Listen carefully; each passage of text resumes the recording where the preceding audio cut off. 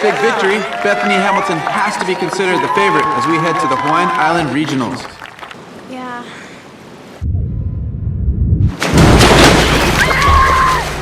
Lana! Hoka! Dad, where's the shark at? Stay with us, sweetie, okay? Stay with us.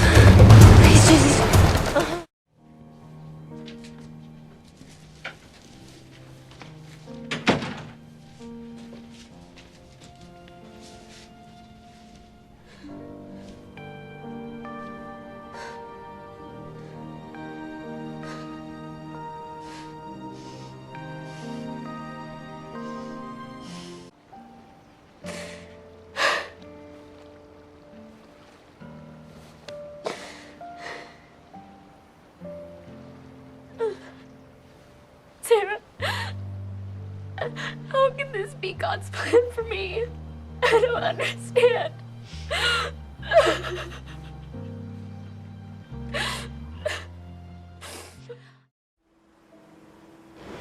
You didn't lose everything, Bethany. Not even close. That shark didn't kill you. You're still here. You're still alive. You have a family that loves you.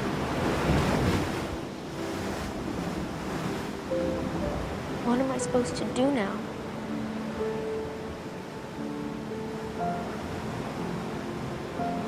I don't know. And how am I supposed to know? When the time is right, you'll know. Till then, you pray. And you listen. Listen for what? For what comes next.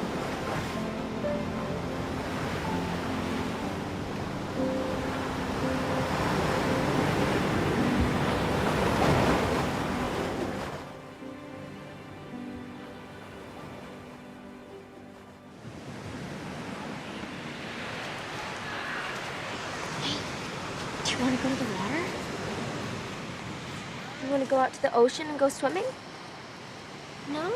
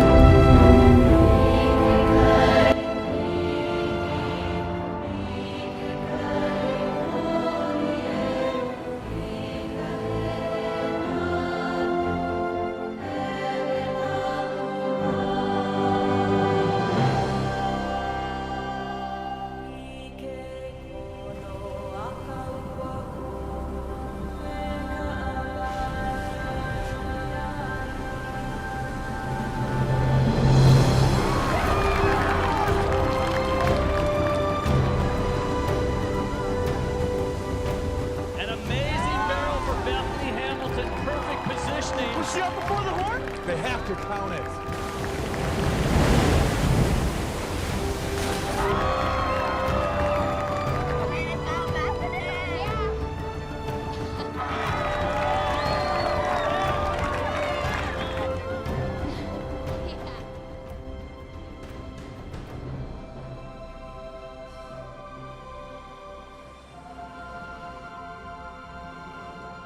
아멘. 네, 오늘 말씀을 가지고 하나님을 믿노라 하는 제목으로 말씀을 좀 나누도록 하겠습니다. 문학이라든지 어떤 예술의 분야를 보면요, 인생을 여러 가지로 비유하고 있습니다. 어떤 가수는 이렇게 하죠. 인생은 나그네 길, 나그네 길이라고 얘기하고요. 어떤 사람은 쓰다만 편지라고도 합니다. 어떤 사람은 인생을 도화지에 그린 그림이라고도 하죠. 그런데 많은 문학과 많은 예술가들이요, 인생을 항해라고 이야기합니다. 항해라고 표현합니다. 왜 인생을 항해라고 말할까요? 왜냐하면 항해라고 하면 그 바다에 나가서 떠다니는 그 배가 그 바다에서 지내가는 그 모든 것들이 어찌 보면 우리 인생과 같기 때문입니다. 넓은 바다에 항해하는 작은 배, 드뭅이 넓은 그 바다에 떠있는 그 작은 배, 어찌 보면 우리 인생이 그거라는 겁니다. 그러게 인생 살다 보면요, 어떤 때는 순풍이 불어요. 좋은 바람이 불어요. 내가 가고 싶은 대로 더 빨리 보내주는 그런 좋은 바람이 불 때가 있습니다. 그래서 모든 일이 잘 풀려요. 그렇게 잘 이루어지는 그런 경우들도 있습니다. 어떤 때는요, 감당할 수 없는 바람이 불 때가 있습니다. 감당할 수 없는 폭풍이 불어서 우리 인생을 뒤흔들 때가 있더라는 거죠. 폭풍과 같은 그런 항해와 같은 우리 인생 속에서 우리가 어떻게 살아가야 될까요? 오늘 본 말씀은 이 사도 바울이 폭풍을 만난 이야기입니다. 이 폭풍 속에서 사도 바울이 어떤 믿음을 가졌는지를 우리가 볼 수 있습니다. 그리고 그 사도 바울이 그 폭풍 만난 자들에게 뭐라고 선포하는지 우리는 이 말씀을 통해서 우리 삶을 향한 하나님의 믿음, 우리가 가져야 될 하나님의 대한 믿음이 무엇인지를 되짚어 보기를 원합니다. 먼저 이 본문의 배경을 좀 살펴볼 필요가 있습니다. 이 배경은요, 사도 바울이 1차와 2차 전도여행을 마치고 세 번째 전도여행 끝에 예루살렘으로 가게 됩니다. 예루살렘에 이 사도 바울 때문에 소란이 일어났어요. 왜? 이 유대인들이 초대교회를 박해하고 있었는데 그 초대교회의 지도자였던 이 사도 바울이 왔으니까 이 사도 바울을 죽이려고 합니다. 잡으려고 해요. 수많은 유대인들이, 어떤 사람은 금식하면서 사도 바울을 죽이겠다고 하는 사람들이 또 있었어요. 혈안이 되어 있었던 겁니다. 그런데 정작 이 사도 바울은 로마 시민권자예요. 그런데 이 로마 시민권자가 식민지에서 살해를 당해요. 뭐 어떻게 돼요? 문제가 되는 거죠. 그래서 이 로마 법정에서 율리오라고 하는, 로마 황제의 친위 대장인 이 율리오라고 하는 사람을 붙여서 이 사도 바울을 보호해주고, 이 사도 바울이 로마에 가서 재판을 받을 수 있도록 도와주게 됩니다. 이게 로마 특별하다는 게 아니라 로마 시민이기 때문에 이렇게 해준다는 겁니다. 생각해 보세요. 이 로마 제국이 전 세계를 다 다스리고 있었는데 식민지에서 식민지 백성에게 로마 시민권자가 재판도 제대로 받지 못하고 살해당한다. 문제가 심각한 거죠. 모든 식민지에서도 다 그런 로마 시민에게 위해가 가할 수 있기 때문에 이 로마 시민을 보호하는 차원에서 이 율리오가 이 사도 바울을 로마로 데리고 가는 항해 여정을 떠나게 되는 겁니다. 배를 탔어요. 어떤 배냐? 바로 곡물선이라고 하는 배를 타게 됩니다. 근데 이 곡물선이요, 그 당시에는 제일 큰 배였어요. 그러니까 많은 식량과 이런 것들을 운송하는 배로서 가장 돈이 되는, 가장 돈이 많은 사람이 가지고 있는 배가 바로 이 곡물선입니다. 그리고 이 곡물선을 타고 출발하려고 하는데 날씨가 별로 좋지 않아요. 의견이 다릅니다. 죄수였던 바울이 이 율리오에게 이야기합니다. 지금 이 상황이 별로 좋지 않으니까 출발하지 않았으면 좋겠다라고 이야기합니다. 그 말씀이 10절에 나오거든요. 같이 읽겠습니다. 시작. 말하되 여러분이여, 내가 보니 이번 항해가 화물과 배만 아니라 우리 생명에도 타격과 많은 손해를 끼치리라 하되. 아멘. 사도 바울이 이렇게 얘기합니다. 안 된다, 가면 안 된다, 출발하면 안 된다, 가면 손해를 볼 것이다, 가면 안 된다라고 얘기합니다. 그런데 이 선장과 선주의 말은 다릅니다. 왜일까요? 선장이야 빨리 끝내고 쉬고 싶겠죠. 선주는 빨리 가서 돈을 벌고 싶겠죠. 목적이 다른 겁니다. 안전하고 상관없습니다. 돈이 목적이었던 거예요. 괜찮을 겁니다. 이 정도 날씨 괜찮습니다. 바람 잘 붑니다. 라고 이야기합니다. 그래서 이 율리오가 그 곡물선의 운행을 주도하고 있는 이 율리오가 어떻게 결정하는가? 12절 말씀 볼까요? 같이 읽겠습니다. 시작. 백부장이 선장과 선주의 말을 바울의 말보다 더 믿더라. 예. 율리오가 이 선장과 선주의 말을 바울보다 더 믿고 출발하게 됩니다. 출발을 했습니다. 출발을 했더니 아까 10전, 이것도 10전 말처럼 처음 출발 때는 남풍이 불어가지고요 잘 가는 것 같았어요. 잘 갔어요. 근데 며칠 안 가서 유라구로라고 하는 정말 광풍이 불기 시작합니다. 이 광자가 미칠 광자거든요. 미친 바람이라는 뜻이에요. 정말 엄청난 바람이 불기 시작합니다. 도저히 어떻게 할 수 없는 폭풍이 그 배에 몰아친 겁니다. 거기 있는 모든 사람들이 다 죽게 되는, 죽을 만큼의 그런 상황에 놓이게 됩니다. 생각해 보세요. 선원들이 자기 배를 다스리고 조종하는 그 기구들조차도 버릴 수밖에 없는 그런 폭풍에 놓이게 되었다는 거죠. 사랑하는 여러분, 살다 보면요 우리 인생에도 우리가 예상하지 못하는 그런 유라굴로 폭풍을 만날 때가 있습니다. 여기서 말하는 유라굴로는요 단순하게 폭풍이라고 하는 개념보다 우리가 감당할 수 없는 모든 문제들을 의미합니다. 어떤 사람은요 경제적인 유라굴로가 몰아치는 분이 있어요. 어떤 사람은요 가정의 유라굴로가 몰아치는 사람이 있습니다. 어떤 사람은요 관계의 유라굴로를 경험하는 사람들이 있습니다. 솔직히 이 자리에 계신 분 중에서 한 분도 난 그런 경험 없습니다 라고 하시는 분들도 계실 거고요, 아니면 지금 이 폭풍 가운데 계시는 분들도 계실 거고요, 아니면 방금 그 폭풍을 지나오신 분들도 계실 겁니다. 제가 참 사역을 오래 했어요. 그러니까 전도사 때부터 지금까지 우리 크리베단 장로교회까지 생각해보면 한 22년을 제가 사역을 한 것 같습니다. 전도사부터 부목사부터 여러 교회를, 그리고 여러 가정을 제가 목회로 섬겼습니다. 그렇게 목회로 섬기다 보니까 발견되는 공통점이 있어요.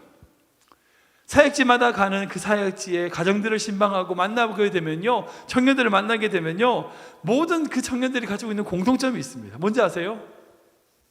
문제 있다는 거예요.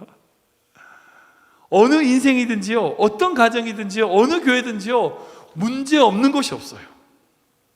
작든지 크든지 어려움과 폭풍이 있더라는 거죠. 그때마다 우리는 어떻게 해야 됩니까? 그런 폭풍이 우리에게 다가올 때 그 폭풍을 어떻게 이겨내야 될까요? 여러분 아시겠지만 오늘 본문 말씀을 보면요, 바울을 제외한 3명의 인물이 등장하게 됩니다. 첫 번째 누구냐면 바로 이 율리오예요. 율리오는 누구냐면 그 로마의 친위대장이며 백부장입니다. 권력을 상징해요. 권력, 힘을 상징합니다. 군대 장교니까 힘이 있는 사람이죠. 힘을 상징해요. 여러분 권력 있으면 좋을까요, 안 좋을까요? 좋죠. 솔직히 권력 있으면 편한 거 참 많습니다. 뭐 국회의원들은 뭐 우리는 한참 몇 시간씩 기다려서 뭐 공항 통과하는데 국회의원들은 따로 나간다고 하더라고요. 아무튼 뭐 권력 있으면 되게 편합니다. 옛날에 그런 얘기 들은 적 있어요. 동사무소에 아는 사람만 있어도 인생이 편하다, 뭐 이런 얘기를 들은 적이 있어요. 왜냐하면 한국에 옛날에 이제 정부가 막 보급품, 우리나라가 가난했을 때에 정부에서 보급품 나눠줄 때 좀 편의를 봐줄 때 동사무소 아는 사람만 있어도요 좀 더 받는 콩고물 떨어진다고 하더라고요. 미국은 좀 안 그렇지만 한국의 병원 응급실 가면 완전 돗대기 시장이잖아요. 복잡하잖아요. 병원에 아는 사람만 있어도요 진료 순서가 달라요. 예, 권력 좋죠. 힘 좋습니다. 아는 사람 많으면요 좋아요. 그런 권력과 힘의 상징이 바로 이 율리오입니다. 두 번째는 누구냐면 선주예요. 선주, 그 곡물선의 주인입니다. 아까 말씀드린 대로 이 곡물선이요 어마어마한 금액이에요. 그 안에 모든 곡물들, 쌀이라든지 밀 이런 것들이 있다고 생각해 보세요. 그게 얼마나 큰 돈일까요?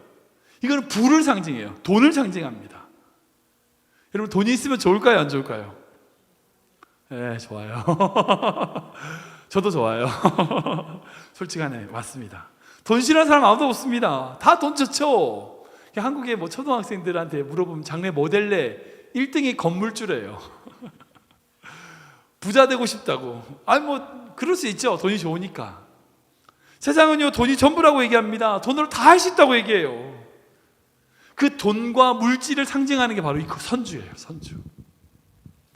마지막은 누구냐면 바로 선장입니다. 그 배를 잘 아는 기술자예요. 기술자. 이건 어찌 보면 기술이라든지 실력을 상징한다고 볼 수 있어요. 여러분, 실력이 있어야 대접받아요. 네, 공부 잘해야 되고요. 자신의 실력을 쌓아야 돼요.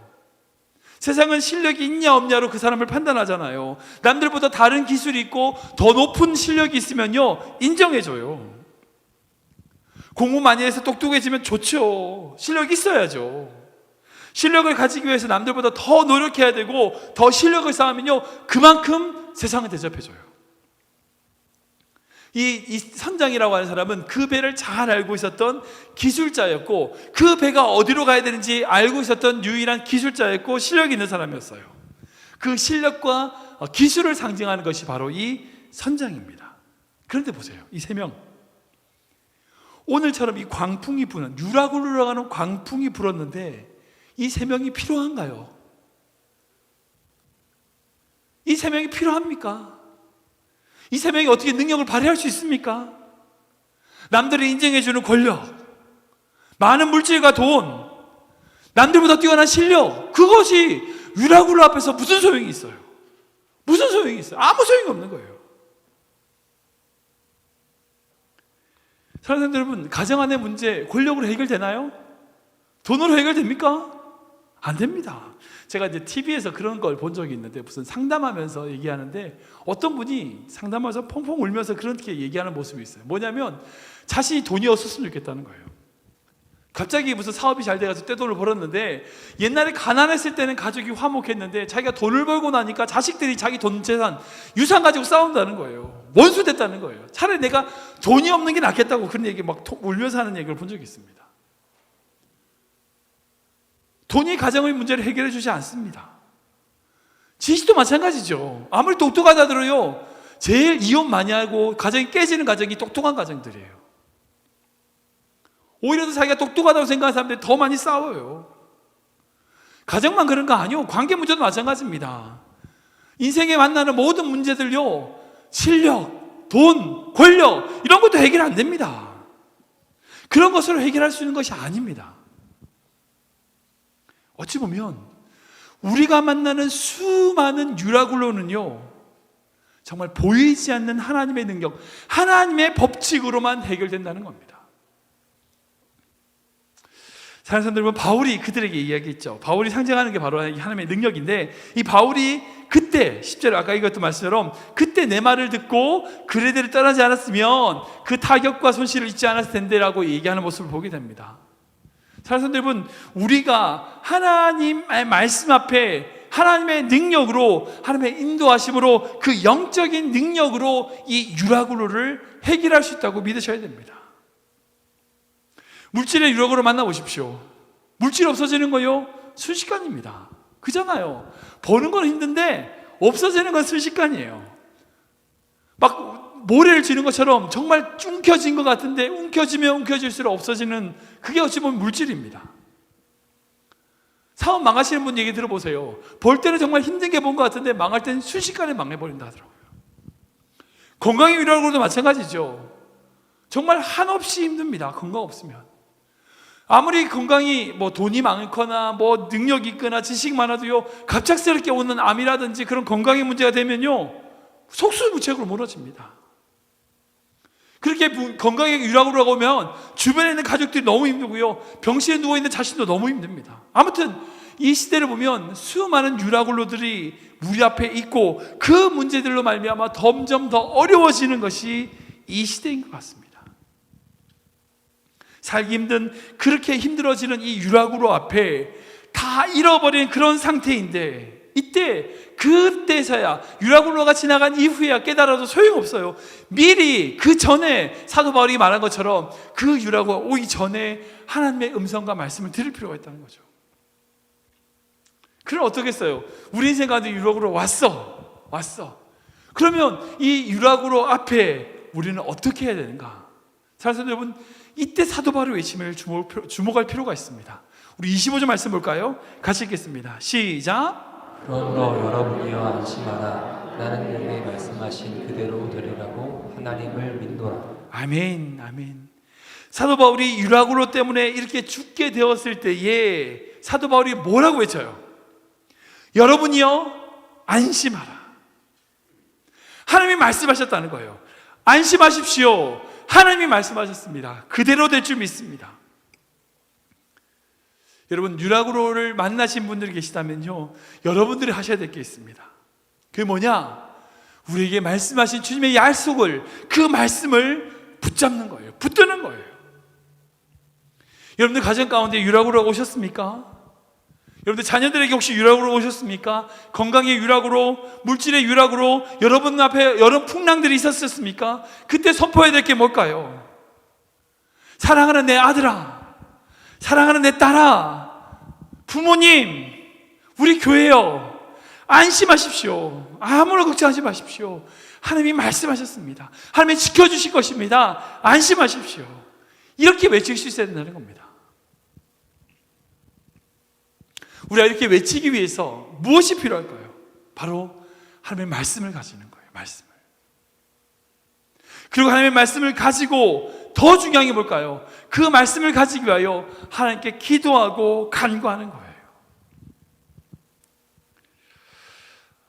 우리나라에 믿음의 큰 별들이 있습니다. 제가 좀 존경하는 분 중에 가장 믿음의 거성 중에 유명한 분이 바로 가나안 농군학교의 김용기 장로님이라는 분이세요. 정말 위대하신 분이에요.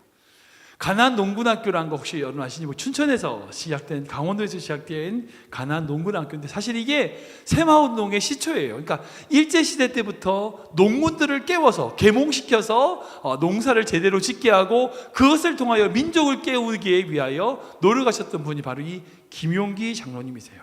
아무튼 이분이 바로 세마운동의 시초세요. 정말 시초세요.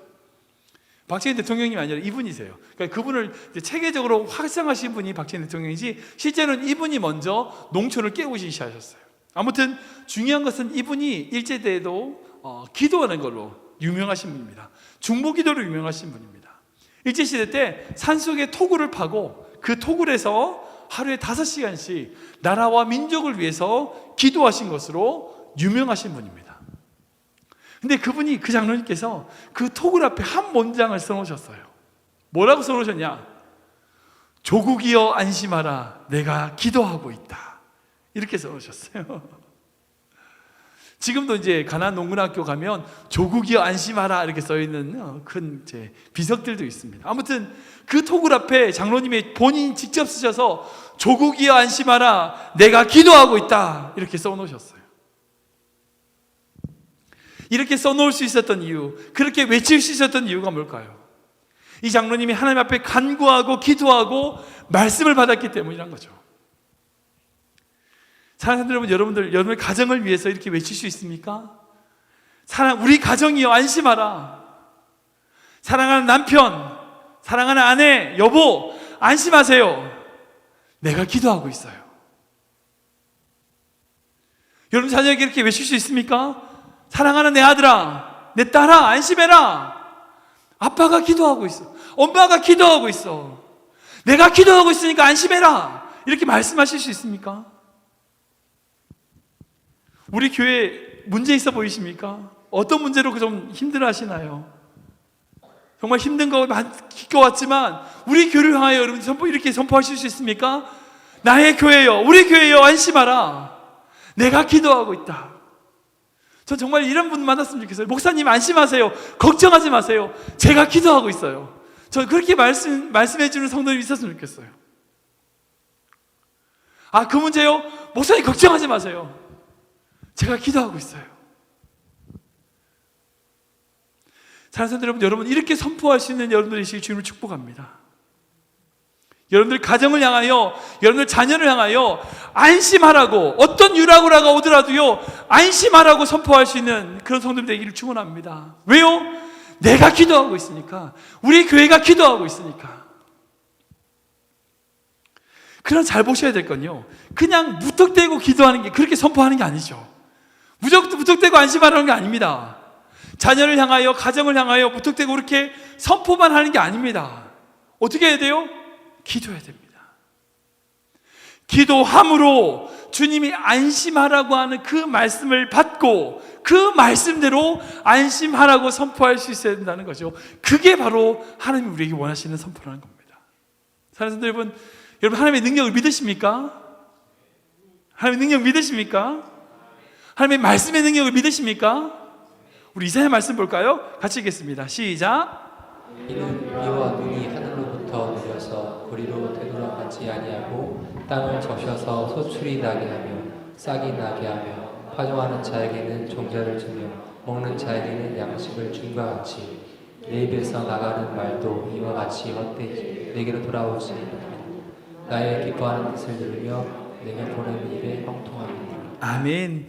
이 말씀 너무나 귀한 말씀이에요. 비유적으로 선포하시는데요. 여러분 오늘도 이제 눈이 내렸지만 비와 눈이 내려요.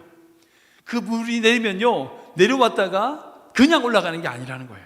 말씀에 그 물은요 땅에 스며들어요. 땅에 스며들고 그것을 통하여 싹이 나고요 소출이 맺고요 열매를 맺고 양식을 주는 것처럼 하나님의 말씀은요 우리에게 오세요. 근데 그 말씀은 그냥 왔다 가시는 게 아니에요. 그 말씀이 우리에게 내리면 그 말씀은 우리 인생 가운데 어떻게 해요? 열매를 맺게 하신다는 거예요. 하나님의 말씀의 모든 그 입에 나오는 모든 말씀은요 하나님의 뜻을 우리 삶 가운데 이루신다는 거예요. 여러분 이게 하나님의 말씀의 능력입니다. 우리가 그 하나님의 말씀을 믿으면요 그 말씀의 능력을 믿으면요 우리 안에 어떻게 돼요? 능력이 나타나요. 근데 문제는 뭐예요? 안 믿어요. 안 믿어요. 한 가지 예를 들면 제가 이제 명사자매 오늘 반주한다고 수고 많았는데 제가 한 가지 약속을 할게요. 이제 명사자매가 정말 귀하게 섬기고 우리 교회 와서 정말 감사하잖아요. 제가 나중에 명사자매 결혼할 때 제가 김치 냉장고를 하나 사는 것으로 제가 약속을 할게요. 제가 약속을 해요. 진짜 약속을 해요. 진짜 약속을 하는 거죠. 제가 진짜 진심을 담아서 예를 드는 거예요. 진심을 담아서 약속을 하는 거예요. 근데 문제가 그 약속을 해놓고 제가 죽었어요. 그럼 그 약속이 유효할까요? 무효할까요? 유효해요? 무효해요?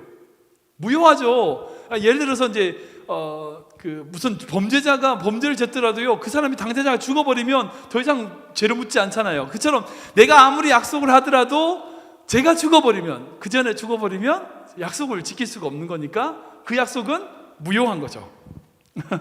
그 약속을 지킬 사람이 없으니까 소용이 없는 거예요.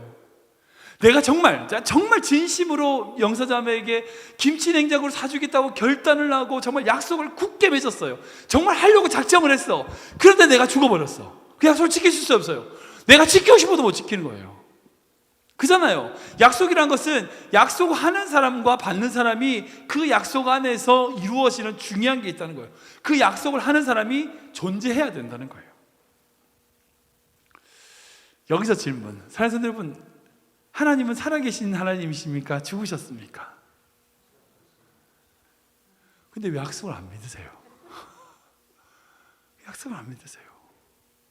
하나님 살아계세요. 이게 중요한 거예요.